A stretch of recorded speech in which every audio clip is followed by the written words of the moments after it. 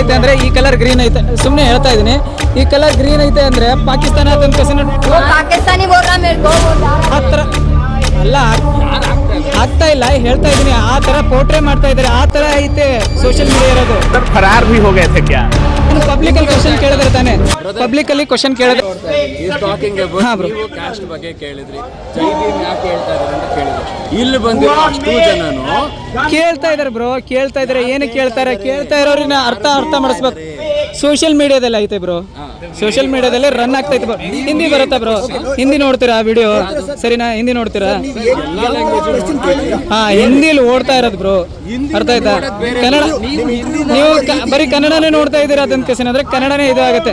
ನಾನು ಜನ भीम का मतलब आज तक इस देश में लोग समझ नहीं पाए। उनके लिए जय भीम का मतलब समझने के लिए आप लोग जय भीम का नारा लगाना सीजेपी में गलत है। जय भीम के अलावा कोई नारा भी लगाते ಹಿಂದಿ ಸರಿನಾ, ನಮ್ಮ ಕರ್ನಾಟಕದಲ್ಲಿ. ಸೊ ಅವ್ರಿಗೆ ಅರ್ಥ ಮಾಡ್ಸೋಕ್ಕೋಸ್ಕರ ನಾನು ವಿಡಿಯೋ ಮಾಡ್ತಾ ಇರೋದು, ಸರಿನಾ? ಅರ್ಥ ಆಯ್ತಾ? ನೀವು ಕೇಳಿರೋ ರೀತಿ ಹಾ, ರೀತಿ ಓಡ್ತೈತೆ, ಏನು ಕೊಡ್ತೈತೆ ಅಂತ ಕೇಸಿನ ಬ್ರೋ. ನಾನು ಪ್ರೊಫೆಷನಲ್ ಹಾ, ಏನಕ್ಕೆ ಮಾಡ್ತಾ ಇದ್ದಾರೆ ಅಂತ ಕೇಸಿನ ಬ್ರೋ. ಸರಿ, ಓಕೆ. ನಾನು ಫಸ್ಟ್ ವಿಡಿಯೋ ಮಾಡ್ತಾ ಇರೋದು, ಸರಿನಾ? ಫಸ್ಟ್ ವಿಡಿಯೋ ಮಾಡ್ತಾ ಇರೋದು ಬ್ರೋ. ನಾವು ಪ್ರೊಫೆಷನಲ್ ಅಲ್ಲ, ನಮಗೇನೋ ಅಂದ್ರೆ ಈ ತರ ಮಾತಾಡ್ಬೇಕು ಅಂತ ಕೇಸಿನ ಜನ ಮಾತಾಡ್ತಾವ್ರೆ. ಸೊ ಅವ್ರಿಗೆ ಏನ್ ಹೇಳ್ತೀರಪ್ಪ ಅಂತ ಕೇಸಿನ ಅರ್ಥ ಮಾಡಿಸ್ಬೇಕು ತಾನೆ. ನೀವು ರೆಕಾರ್ಡ್ ಮಾಡ್ಕೊಳ್ಳಿ. ನಾವೇನ್ ಹೇಳ್ತಾ ಇದೀವಿ ಅಂತ ಹೇಳಿದ್ರೆ, ಇಲ್ಲಿಗೆ ಬಂದಿರೋ ಜನಗಳು ನಾವು ಪ್ರೊಟೆಸ್ಟ್ ಮಾಡ್ತಿರೋದು ಧರ್ಮೇಂದ್ರ ಪ್ರಧಾನ್ ಬಗ್ಗೆ. ಹಾ ಬ್ರೋ,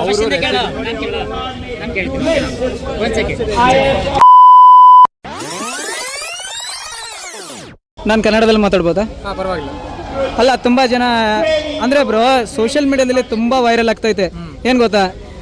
ಜೈ ಭೀಮ್ ಅಂತ ಕಸಿನ ಜೈಕಾರ ಆಗ್ತಾ ಇದಾರಲ್ಲ. ಸೊ ಇದು ಏನಕ್ಕೆ ಆಗ್ತಾವ್ರೆ, ಇಲ್ಲಿ ಜೆಂಡಾ ಏನಕ್ಕೆ ತೋರಿಸ್ತಾವ್ರೆ ಅಂತ ಕಸಿನ ತುಂಬಾ ಜನ ಕ್ವಶನ್ ಕೇಳ್ತಾ ಇದಾರೆ ಬ್ರೋ. ಅದಕ್ಕೆ ಏನ್ ಹೇಳ್ತೀರಾ bro?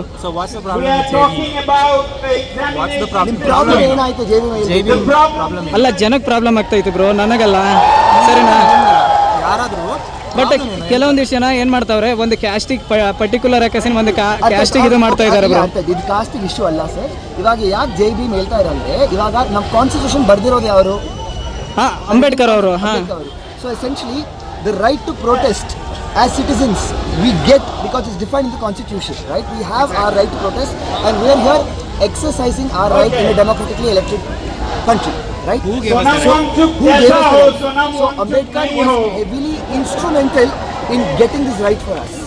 So that is why we are here saying Jai Bhim as a appreciation for the person who has so thoughtfully designed the constitution in such a way where common citizens can express dissent against the government. ಅಲ್ಲ bro, ಇನ್ನೊಂದು question bro. ಅಂದ್ರೆ ಇವಾಗ ಅಂದ್ರೆ paper ಲೀಕ್ಗೋಸ್ಕರ ಮಾತ್ರ ಮಾತಾಡ್ತೀರಾ ಅಥವಾ ಬೇರೆ problem ಇದ್ರು ಅದಕ್ಕೂ ಮಾತಾಡ್ತೀರಾ? Number one cause for coming here is for the paper leak issues that's been happening. It's for the distress that's happened to the students across India. That is why we have come here to protest, for nothing else. Don't make it a caste thing, don't make it a religious thing. ಆ ಥರ ಹೇಳ್ತಲ್ಲ bro. Of the education system being able to conduct exams properly. 2024 NEET papers leaked, 2025 NEET papers leaked. ಹಾ bro, neat SSC. ಹಾ, do not make it a religion based thing, do not make it a caste based thing. We are not here for that. The constitution was written for every single Indian, Hindu, Muslim, Christian, Sikh, atheist as well. The constitution is for everybody equally, everybody has an equal right on it. And he was the first law minister as well, right? He's a cabinet minister. Dr. B.R. Ambedkar was a cabinet minister of independent India. He was the first law minister. Nothing to do with his caste. He worked for every single Indian. He worked for women. He's not a woman himself, he's a man, right? So it's not linked to his caste or his identity itself. It's about the constitution, which is the identity of our country. The kids who will be, in the future will be voting citizens, will have the same constitution, will derive their rights from the same constitution. So it's about the constitution and who wrote it. So Jai Bhim pertains to the constitution and not to any one caste. Okay?